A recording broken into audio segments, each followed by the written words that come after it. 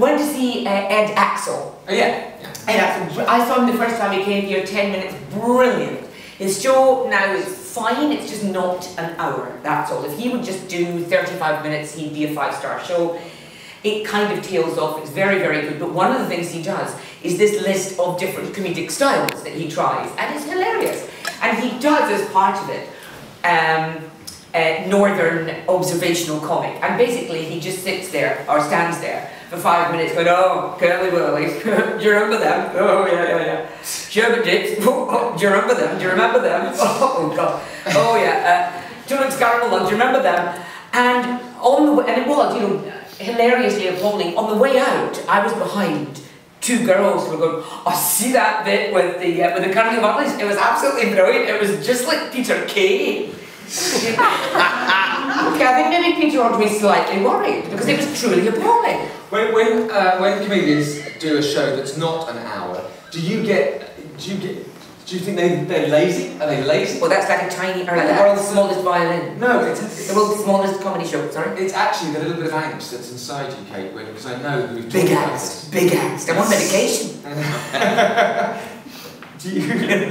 Laugh. Carry on. Have some more. Do you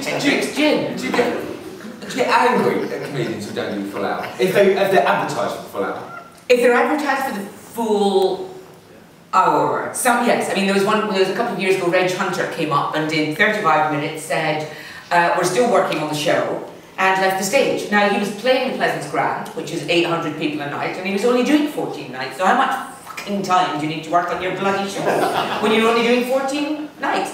But some people just shouldn't be an hour. It's one of the things about the Fringe, that there's this tyranny of an hour.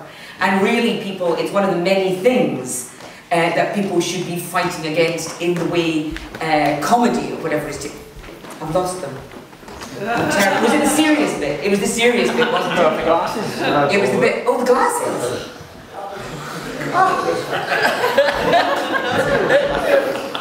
Anyway, if we just honestly, they come in here dressed from millets.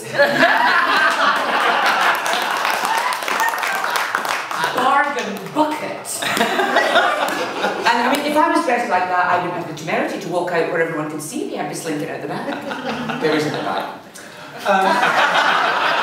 That's why we don't have one. Right, next show. Sorry, good or bad? Next show. So it's good, but not good enough. Okay. Stephen Gay Amos, don't bother.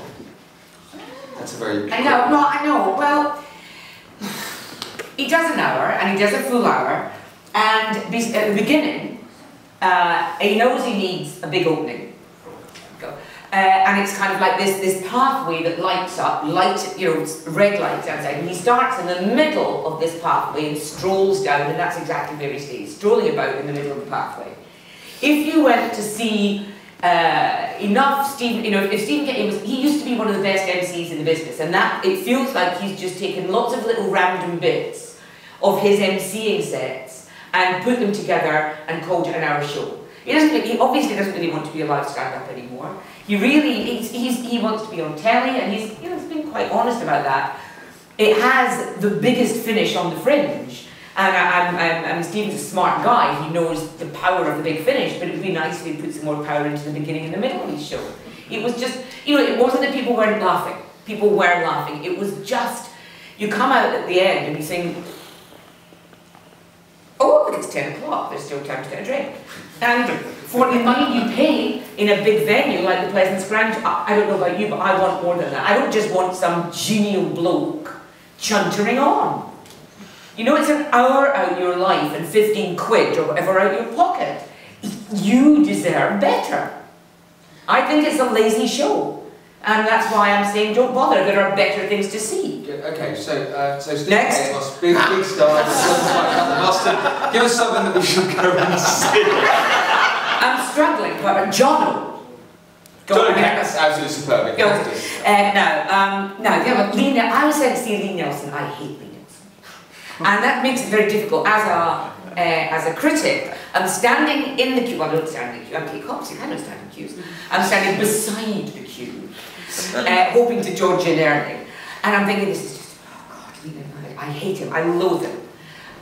He's just awful. And I'm thinking, hello, clear mind, went in, brilliant.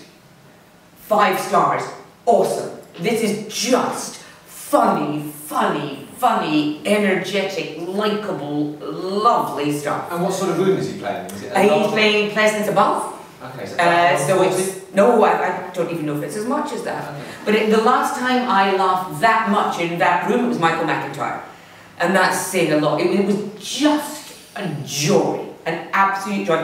One of those comics, he's developed into one of those comics where you kind of hope that you're going to get picked on in the audience because it's so much fun. He did, in fact, pick on me and pointed out to everybody that I was doing my homework. Beavering away was the exact term that he used, but that was just a joy. And if you can get a ticket, I highly recommend it, referring to notes. Rona and Beverly. Yes! No! We wanted on the show that they clash with what we did. They would make mince of you. Oh my God. They kind of spit roast their guests, if you'd like that. And you probably can't see it from where you're sitting, but his pupils just dilated. And oh yeah, just a little bit of drool there at the side of his mouth. Sorry about that. They're fantastic, they're a joy. They are, where are they? They're at Pleasance.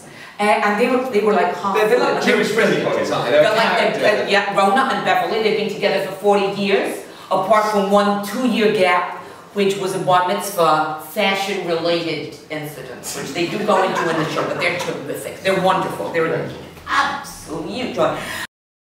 But I think I could be in love with our producer, Terry. Not only does he ply me with, together, oh, sorry. Hendrick's Gin. But also he plies me with Hendrick's Gin. No, it's bloody good stuff. It's lovely. No, wait. It's meant to be drunk with cucumber, not... Now, this is exactly it. He thrust into my hand, but apart from that, I also got this little box. Not for the first time. No, but it's a cucumber cultivation kit. And obviously, I've been about a bit and I've cultivated a few cucumbers in my time, I can tell you. Oh yes. And what I'm having here is there's some serving suggestions for the cucumbers. Right. There's the wedge. There's